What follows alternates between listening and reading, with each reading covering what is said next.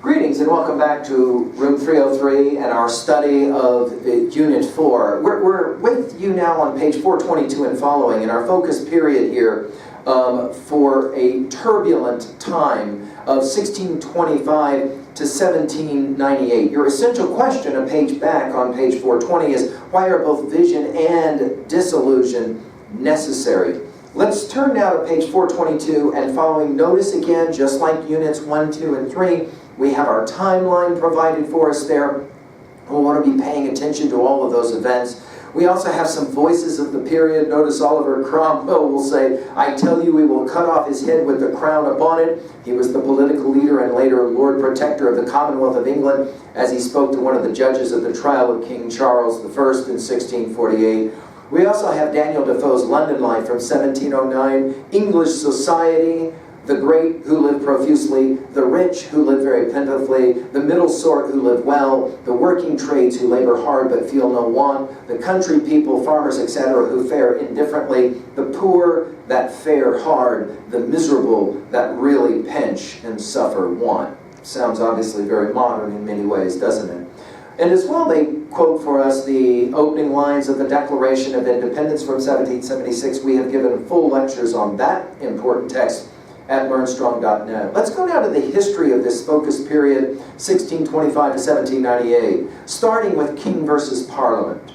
A proud king, Charles I, struggled with parliament over political and religious authority until in, circle the date, 1642, civil war broke out. Among the leaders of the Roundheads, the parliamentary forces, was Oliver Cromwell, a stern general who thought his new model army could bring divine justice to England by defeating the king's forces, the Cavaliers.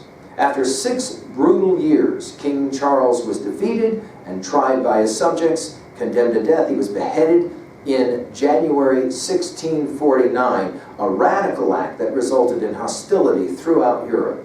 A dead king does not, however, guarantee a democratic or effective government. Impatient with quarreling parliamentary factions, Cromwell seized power in 1653 and served as Lord Protector of England until his death in 1658. Restoring the monarchy is our next heading. In 1660, circle the date, it's an important year, the monarchy was restored when King Charles II returned from exile in France and assumed the throne. Charles died without an heir in 1685, and his brother, a Catholic, became King James II. James had no male heirs, but his daughter Mary was a staunch Protestant. So the English, eager for a Protestant king, were willing to wait until Mary could take the throne, but then the aging king had a son. Nobles, merchants, and other Protestant power brokers would not stand for a Catholic dynasty on the English throne. By this time, Mary had married the Dutch Prince William of Orange. In 1688, the English power brokers invited the couple to take the throne as William III and Mary II. By the way, do notice your integration of knowledge and ideas on page 423, your Cavaliers versus your Roundheads and some differences between the two, right? Including even dress. A glorious revolution. This transition was hailed as the Glorious Revolution. The will of the governed had determined who would rule, but this time without great bloodshed. Soon afterwards, a Bill of Rights established in law that only a Protestant could reign in England. Our next heading, the Georges. After the deaths of William and Mary, the daughter of James II reigned briefly as Queen Anne. She was succeeded by George I, a German prince from the House of Hanover, who was Anne's closest Protestant relative. George I spoke no English and cared little for his new country, so Parliament soon assumed almost complete control. He was succeeded by his son George II, whose grandson became King George III, the controversial monarch who lost, quote-unquote, the American colonies. Revolution in fields and factories, our next heading. Powerful new machinery linked with crop rotation, larger farms, and improved transportation led to an agricultural revolution in England. Fewer workers could produce more food, creating a new abundance so that the swelling population of the cities could be fed. This transformation in agriculture was a critical factor in setting the stage for the Industrial Revolution. The Industrial Revolution, obviously you're going to circle that term, it's an important one. An explosion of manufacturing involving new technologies and new energy sources began in the 1700s. Britain had the necessary ingredients for the rise of industry: a robust population, water power, coal and iron, a government that encouraged growth, and colonies to supply the needed raw materials. British inventions such as the steam engine provided the key to the nation's industrial growth. By the beginning of the 19th century, Britain was more heavily industrialized than any country in the world. This led in turn to rapid economic growth and a prosperous country that could support a growing population. London Town, our next heading. The 18th century lexicographer Samuel Johnson, you'll want to circle his name, he's very important for us, once opined that if a man was tired of London, he was tired of life. Since Roman times, London had been the central city of English life. In 1664, the deadly plague struck, and the streets of London were filled with carts carrying dead bodies. Then, in 1666, these are important dates, make sure you're circling them in your notes, a great fire broke out and large areas of London were incinerated.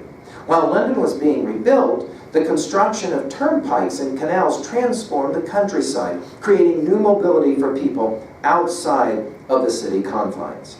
Still, all roads led to London, especially for the bright and ambitious. By 1750, almost 1 in 10 British citizens lived in London.